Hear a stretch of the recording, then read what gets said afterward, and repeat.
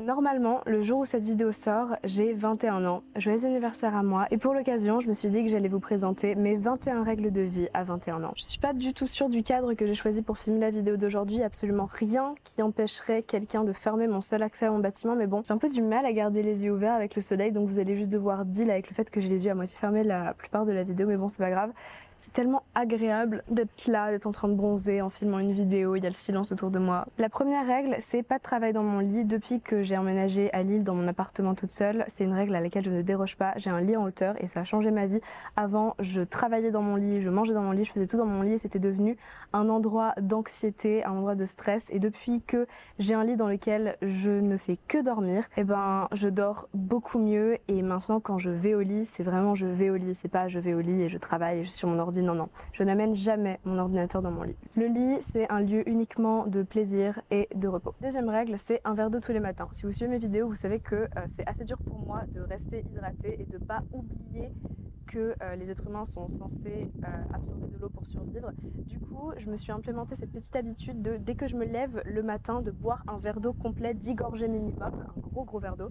Comme ça, au moins, même si j'oublie de boire dans la journée, au moins, j'ai bu un petit peu le matin et c'est déjà ça. Il y a du vent, je vais essayer de réduire ça au montage. Ma troisième règle, elle est très bien illustrée ici, c'est tout simplement passer le plus de temps possible au soleil. Dès que je peux faire un petit peu de photosynthèse, je le fais. Dès que je peux sortir, aller un petit peu marcher, aller lire au soleil, écouter un podcast en marchant et en prenant le soleil directement dans la tête, je le fais. Ouvrir mes fenêtres et prendre le soleil, je le fais. Le soleil c'est génial, ça apporte de la dopamine et ça rend plus heureux. Même si là actuellement il me pique un peu les yeux, je vais pas mentir. Ma troisième règle de vie à 21 ans, et c'est paradoxal parce que c'est la majorité internationale, mais c'est que je ne bois pas d'alcool. Ou alors très rarement, je ne bois pas d'alcool parce que ça me met pas bien, parce que j'aime pas le goût, parce que dès que j'en bois un petit peu, j'ai instantanément mal à la tête, j'ai instantanément mal au ventre, je ne tiens pas l'alcool non plus. Ça me ruine ma journée d'après, voire mes journées d'après carrément. Bref, l'alcool et moi, on ne fait pas du tout bon ménage, donc j'ai tout simplement décidé d'arrêter. Et ce qui m'a donné le déclic, c'est que j'ai vu des vidéos, plein d'articles sur les effets de l'alcool sur le corps. Et en fait, même quand on en absorbe qu'un tout petit peu de temps en temps, et bah ça te nique la santé. J'ai des règles assez strictes pour quand est-ce que je m'autorise à boire de l'alcool. C'est dans un cadre safe, donc soit que je connais, soit dans lequel je me sens vraiment en sécurité, et avec des personnes avec qui je me sens vraiment en sécurité, et au moins une de ces personnes qui ne boit pas. Donc comment dire que les conditions sont très rarement remplies. De toute façon, j'évolue dans un environnement et dans un groupe d'amis qui ne boit pas d'alcool, donc finalement.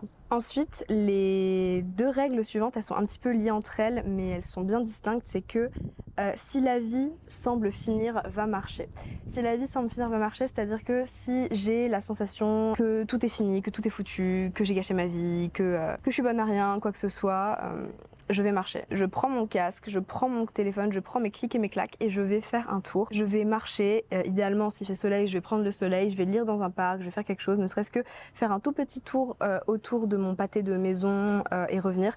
En fait, tout prend une autre perspective lorsqu'on sort, qu'on marche dans la rue et qu'on interagit avec d'autres personnes. Voilà. Et qu'on voit qu'il existe des gens autour de nous, que ces gens ont une vie et que finalement, ce qui se passe dans la nôtre, c'est peut-être pas si important que ça. Ça règle pas tous mes soucis, mais au moins, ça m'aide avec mon anxiété. Et la règle d'après, c'est si tu as l'impression que tout le monde te déteste, va dormir. Ça m'arrive souvent, le soir, à 2 h du matin, d'overthink dans mon canapé, de me dire « Ah mon Dieu, tous mes potes me détestent, je saoule ma famille, il y a personne qui m'aime, je vais finir seule avec mes chats, triste et déprimée. » Et à ces moments-là, j'essaye de plus en plus de m'attraper et de me dire écoute, va dormir. Parce que la plupart du temps, tu n'es pas une horrible personne, tu es juste fatiguée. Et en général, le matin d'après, je me réveille, je me souviens de comment j'étais quand je me suis endormie et je me dis mais qui étais-je ?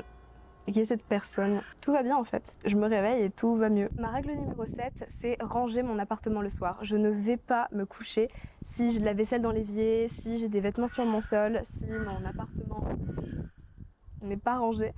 Je n'irai pas me coucher, même si c'est pas un deep clean, je range mon appartement le soir avant d'aller dormir. Même si la soirée chez moi se finit à 3 h du matin, je ferai ma vaisselle, j'enlèverai tout ce qu'il y a sur le sol et je remettrai bien tout à sa place. J'adore en fait me réveiller et être dans un lieu qui est propre, dans un lieu qui est organisé et me réveiller et ne pas avoir à me dire ah putain faut que je fasse la vaisselle. Enfin en gros, je me réveille et c'est un fresh start et ça c'est trop cool. Ma 8e règle de vie en fait elle est assez liée à celle d'avant, c'est de toujours penser à la soi du futur, de traiter la moi du futur comme une amie en fait, c'est-à-dire que ce que je fais actuellement, les actions que je fais maintenant sont celles qui vont le plus aider la moi du futur. Donc voilà, si je peux faire quelque chose qui va aider et simplifier la vie de la moi du futur, je le fais systématiquement. Et c'est comme ça que j'arrive à ne pas complètement devenir folle et me perdre, parce que avec les cours, mon entreprise, mes clients, créer du contenu, écrire et tout ça, je pense que je pèterais un câble si je n'appliquais pas cette règle en fait, tout simplement. J'espère que le soleil va pas se coucher trop rapidement parce que j'ai encore masse trucs à dire et qu'il est vite fait en train de descendre. Ma règle d'après, c'est deadline égale à faire le plus tôt possible. Si jamais je sais qu'il y a quelque chose à faire et que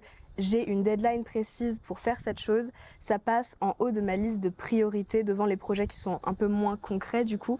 Et j'essaie de les faire le plus tôt possible. Dès qu'on me donne un devoir, il est possible que je le fasse le soir même. Je suis consciente que c'est peut-être pas applicable et réaliste pour tout le monde et que c'est pas comme ça que tout le monde fonctionne, mais personnellement, je deviens fou si je ne fais pas ça. Ma règle de vie numéro 10, c'est ne jamais mal me parler. Et ça, j'en ai fait toute une vidéo, je vous mettrai le lien en description si vous voulez aller la voir. Donc ça peut être à voix haute, vous n'entendrez jamais dire du mal de moi-même à voix haute. Et intérieurement, j'essaye de plus en plus me parler positivement dans mon monologue interne, juste être gentil avec soi-même et ne jamais mal se parler, parce que ça apporte rien de bon. Ma règle de vie numéro 11, c'est que les gens s'en fichent. Littéralement, on a tous tendance à parcourir la terre en pensant que tout le monde en a quelque chose à foutre de nous. Mais la vérité, c'est que les gens sont trop préoccupés à penser à eux-mêmes et à ce que les gens en ont à foutre d'eux pour en avoir quelque chose à foutre de vous. On se fait une montagne de trucs dont les gens en ont rien à foutre et ça nous empêche de faire plein de trucs. Donc des fois quand je pars dans mes délires de « Ah mais je peux quand même pas faire ça, c'est ridicule, machin, je sais pas quoi », je me rappelle qu'en fait, on s'en fout. Et les gens s'en fichent encore plus que moi. Ma règle de vie numéro 12, c'est ne pas obséder sur des trucs que les gens ont déjà oubliés. Vous voyez le truc cringe que vous avez dit il y a 5 ans et qui vous fait faire des insomnies, personne ne s'en souvient, je vous garantis que personne ne s'en souvient. Est-ce que vous seriez capable, vous, de trouver là comme ça dans votre mémoire un truc qu'un de vos proches a fait et qui était embarrassant, qui était cringe? Il est très probable que vous ayez fait un truc, vous vous trouvez cringe, ou je sais pas, vous avez fait une blague pas drôle. 5 minutes après, tous les gens autour de vous ont déjà oublié. La seule personne qui est bloquée sur ça, c'est vous.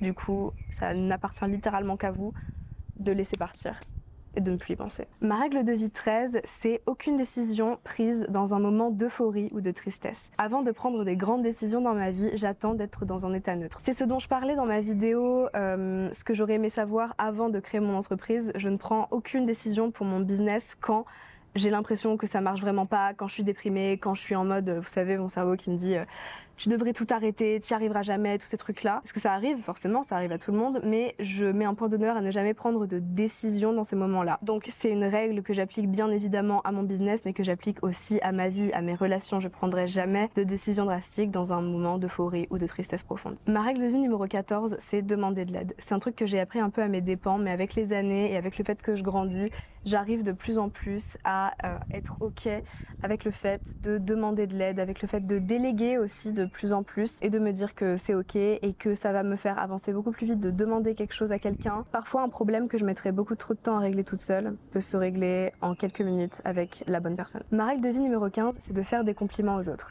Si jamais je vois quelqu'un qui est bien habillé, quelqu'un qui fait quelque chose bien, quelqu'un qui est beau, quelqu'un qui est gentil, quelqu'un qui a une qualité que je remarque, je lui dis. Et c'est un truc que j'essaie de cultiver de plus en plus et de travailler parce que c'est pas nécessairement facile au début, mais plus on le fait, plus on le pratique, plus ça devient naturel et instinctif. C'est gratuit, ça fait plaisir aux gens, ça fait sourire des êtres humains, je comprends pas pourquoi on le fait pas tous plus. Dans la même veine, ma règle de vie numéro 16, c'est me faire des compliments à moi. De la même manière que je vais en faire aux autres, si je trouve que je fais quelque chose bien, si je trouve que je suis belle, si je trouve que je me suis bien habillée, je vais me faire des compliments dans ma tête, mais aussi à voix haute et quand je suis toute seule, mais aussi devant les gens. Je me fais beaucoup de compliments à moi-même devant les gens et ça a eu beaucoup d'influence sur la manière dont les gens me perçoivent et dont la manière dont les gens me traitent aussi. Ça s'est beaucoup amélioré depuis que je fais ça. Encore une fois, j'en parle beaucoup plus dans mon autre vidéo dont je vous ai parlé tout à l'heure. Ma règle de vie numéro 17, c'est que je me traite comme j'aimerais que les gens me traitent. Maintenant que je la lis, en fait, c'est pas exactement ça, c'est je me traite comme je traite les gens que j'aime. C'est mieux comme ça. Si je dirais pas ça à un ami, à une amie, je ne me le dis pas à moi. Si j'aimerais pas que quelqu'un traite quelqu'un que j'aime comme ça, je ne me le fais pas à moi. Je me traite comme j'aime les gens que... Attends, quoi? Je me traite comme je traite les gens que j'aime.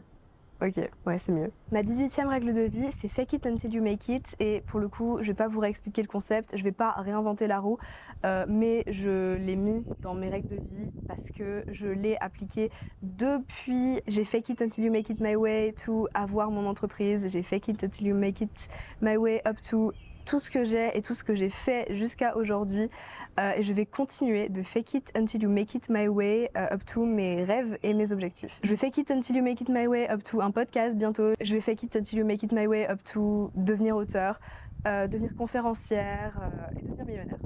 Voilà. Ma 19e règle de vie à 21 ans, c'est agir comme la personne que tu as envie de devenir.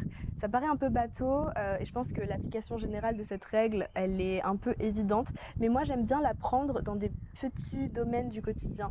C'est-à-dire que si la personne que j'ai envie de devenir, elle lit beaucoup de livres, et j'essaie de lire plus en ce moment, eh ben je vais par exemple, je sais pas, quand je suis dans le train, et que j'hésite entre prendre mon téléphone et scroller sur TikTok ou prendre mon bouquin que j'arrive pas à finir, je me dis ok, la personne que tu as envie de devenir, là, à ce moment-là, dans sa vie, elle prend le livre et du coup ça va me pousser à prendre le livre. Et je fais ça pour plein de petits trucs dans ma vie. Par exemple, porter quelque chose que j'aurais peut-être pas porté avant, me dire ok, la personne que j'ai envie de devenir, elle porte ça, elle ose mettre cette tenue. Et du coup, je mets cette tenue. Ma 20e règle de vie à 21 ans, c'est si ça a du sens pour toi, ça n'a pas besoin d'avoir du sens pour les autres. Ça n'avait pas de sens pour mes amis du lycée de créer mon entreprise et ça n'avait pas de sens pour mes amis entrepreneurs, enfin amis, collègues entrepreneurs, mentors entrepreneurs, de faire des études alors que j'aurais pu me lancer dans l'entrepreneuriat à plein temps. Peut-être que ça n'aura pas de sens pour tout le monde, que je sois en train d'écrire un recueil alors que j'ai jamais écrit un livre, et pourtant je suis en train d'écrire un recueil alors que j'ai jamais écrit un livre. Recueil autobiographique en plus alors que j'ai 20 ans, 21 du coup, et que j'ai jamais en réalité rien accompli de très significatif, pas encore. Mais je suis en train de le faire et ça n'aura peut-être pas de sens pour beaucoup de gens, mais ça en a pour moi et j'espère que ça en aura pour les personnes qui vont me lire plus tard. C'est pas un big deal en fait, les gens n'ont pas nécessairement besoin de comprendre absolument tout ce que je fais et au final ils s'en foutent, c'est ce que je disais tout à l'heure. Ils n'ont pas tant que ça quelque chose à foutre que je sois en train de faire des trucs qui font pas sens pour eux parce que dans 5 minutes ils seront de retour à leur vie, alors que moi je serai toujours en train de faire un truc qui a du sens pour moi. Et enfin, la 21e règle de vie pour mes 21 ans, c'est si tu brises une règle, ne t'en veux pas trop. Bien évidemment que je ne suis pas toutes les règles que je viens de vous partager à la lettre tous les jours. Bien évidemment qu'il y a des fois où je me parle mal, bien évidemment qu'il y a des fois où je procrastine, bien évidemment que, je sais pas, il y a des fois où... quelle règle est-ce que je brise, où je prends mon téléphone dans le train au lieu de lire mon livre. Faut être flexible en fait avec soi-même. Et faut pas que j'oublie que le progrès c'est pas linéaire. Quand je publierai cette vidéo, je serai en vacances en Bretagne en train de fêter mon anniversaire avec mes amis. Et la moi du passé serait très très heureuse. Et c'est ouf de me dire que je suis sur le toit du bâtiment de mon appartement où je vis seule à Lille, ville que j'adore, dans laquelle je m'épanouis, que j'ai des amis avec qui je me sens vraiment bien et que je passe en L3 l'année prochaine d'une licence que j'adore et qui me plaît réellement, et puis que j'ai une entreprise qui commence réellement à porter ses fruits et que je commence à avoir de plus en plus de clients. Comme quoi la vie s'est vraiment pas arrêtée quand j'avais 16 ans.